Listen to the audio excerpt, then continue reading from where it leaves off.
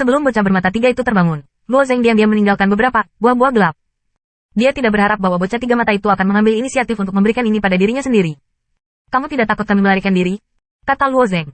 Siapa yang tahu bahwa bocah trinokular itu telah mengungkapkan senyuman, tetapi senyum itu masih sangat dingin. Jika Anda ingin melarikan diri, Anda sudah melarikan diri. Saya pikir Anda benar. Sumber daya dalam domain gelap juga sangat menarik bagi Anda. Kami bisa bekerja sama. Bekerja sama seperti teman? Luo Zeng bertanya sambil tersenyum. Bocah trinokular itu mengejutkan Luo Zeng dan berjalan menuju rumah kayu di bawah. Kali ini saya terluka, dan kristal asli yang saya ambil hilang. Hanya rumah kayu di bawahnya yang memiliki cadangan. Bagaimanapun, membuat lilin adalah hal yang paling penting. Ketika bocah laki-laki bermata tiga meletakkan kristal di atas rumah kayu, dia berbalik dan menatap Luo Zeng dan Feng Ye. Kau bilang kau ingin mendapatkan tanda di sisi lain? Luo Zeng dan Feng Ye saling memandang. Domain gelap ini menunjukkan lebih banyak hal daripada yang mereka pikirkan. Jika Anda mendapatkan token dari sisi lain dari domain gelap, Anda tentu tidak bisa memintanya. Bahkan lagu Phoenix Profil Tinggi menyadari bahwa ini adalah peluang besar. Token Feng Ye sendiri, Raja Batu, juga sangat berharga. Raja Batu Hill bahkan memiliki kesempatan untuk tumbuh dewasa. Dia dapat mengubahnya menjadi domain gelap. Dia bersedia. Jika mungkin untuk mendapatkan token seperti itu, tentu saja aku senang, jawab Luo Zeng. Energi domain gelap itu saling eksklusif dengan Anda, dan hal yang sama berlaku untuk sisi lain, Bang. Anda mungkin tidak dapat mengintegrasikannya, kata bocah bermata tiga itu. Luo Zeng menyentuh kepalanya dan dia mengabaikan ini. Selama 10 hari, ia terus-menerus mengamati penolakan ini. Sisi lain dari domain gelap, makhluk-makhluk di luar domain gelap seharusnya tidak dapat melebur. Bocah trinokular itu memperhatikan ekspresi Luo Zeng dan segera berkata, sangat sulit bagi Anda untuk mengintegrasikan sisi lain dari domain gelap, tetapi itu tidak sepenuhnya mustahil. Apakah kamu punya cara? Mata Luo Zeng berbinar. Ada jalan, tapi belum. Kalau waktunya tepat, aku bisa membantumu, kata bocah bermata tiga itu. Luo Zeng agak tidak jelas dan bertanya, kapan waktunya? Ketika kamu menghabiskan lilin, bocah bermata tiga itu menunjukkan senyum yang agak kaku, dan telapak tangannya dengan lembut menepuk bahu Luo Zeng. Dia hanya menepuk lembut. Luo Zeng merasa bahunya patah, dan kekuatan bocah bermata tiga itu terlihat. Setelah bocah bermata tiga dan ulas sanca raksasa memasuki ke-8, Feng Ye berkata, kali ini dia tidak meninggalkan peringatan. Sepertinya saya benar-benar tidak takut kita melarikan diri. Buah gelap ini lebih nyaman daripada lilin. Dia akan menyerahkan buah-buah ini kepadaku. Maknanya sudah sangat jelas. Ayo pergi gratis, Luo Zeng Dao. Itu, ayo kembali. Feng Ye meminta nasihat dari Luo Zeng. Luo Zeng melemparkan kristal itu kembali ke dalam kuali, tetapi tersenyum pada Feng Ye, kerja keras. Feng Ye tidak banyak bicara, dan mulai berkonsentrasi untuk melelehkan kristal yang terbakar itu. Sebelumnya, dia takut terjebak di sini seumur hidup. Dia tidak pernah ingin kembali ke istana Taiji. Sekarang dia tiba-tiba menemukan dirinya bisa pergi sesuka hati, tetapi dia enggan untuk pergi keluar dari jalannya. Luo Zeng menelan buah gelap dan berjalan menuju ke-8. Sebelumnya Luo Zeng melakukan percobaan kecil, kali ini ia tidak memiliki banyak ketegangan, selangkah demi selangkah ke dalam ke-8. Domain gelap tidak memberikan Luo Zeng represi terlalu banyak.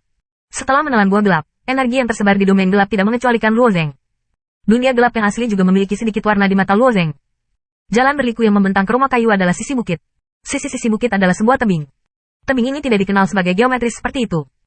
Piton raksasa harus berjalan di bawah tebing setiap kali datang. Luo Zeng mengikuti bagian depan lereng bukit dan berjalan sebentar. Jalan di depan benar-benar tidak terlihat, dan semak belukar menghalangi jalan. Lokasi asli rumah kayu adalah posisi yang terisolasi.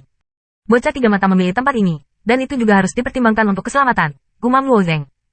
Dia pertama kali menjelajahi wilayah gelap, dan dia tidak berniat untuk masuk jauh ke dalamnya.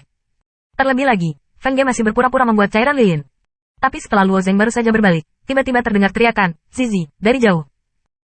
Fluktuasi suara dalam domain gelap juga merupakan jenis energi, jadi tidak peduli apakah itu Luo Zeng atau orang lain tidak dapat menangkap suara ini. Luo Zeng sekarang terintegrasi ke dalam domain gelap, dan wajar untuk mendengar dengan jelas. Tatapan Luo Zeng sedikit terkondensasi, dan dia melihat bahwa dalam ke-8 tidak jauh, lebih dari selusin monyet terus berfluktuasi dan melompat langsung kepadanya. Ketika saya pertama kali keluar, saya menemukan hal ini, dan alis Luo Zeng juga berkerut. Tanpa ragu, Luo Zeng berbalik dan terbang di sisi bukit. Raksasa merah tidak berani masuk ke ruang lingkup rumah kayu, orang-orang ini seharusnya tidak berani. Hei! Monyet manusia telah aktif dalam generasi ini sejak lama dan jelas lebih akrab dengan medan daripada Luo Zeng. Mereka terus memantul, berguling, dan dengan cepat mendekati jarak Luo Zeng dalam posisi yang sangat fleksibel. Hei! Salah satu monyet berteriak dan melompat ke atas kepala Luo Zeng, dan ekor dengan duri telah diikat ke Luo Zeng. Namun, Luo Zeng bukanlah jiwa dari jiwa.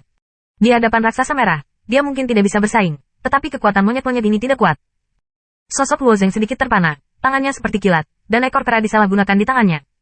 Di bawah membanting, kera yang disalahkan monyet ini hanya memiliki jeritan.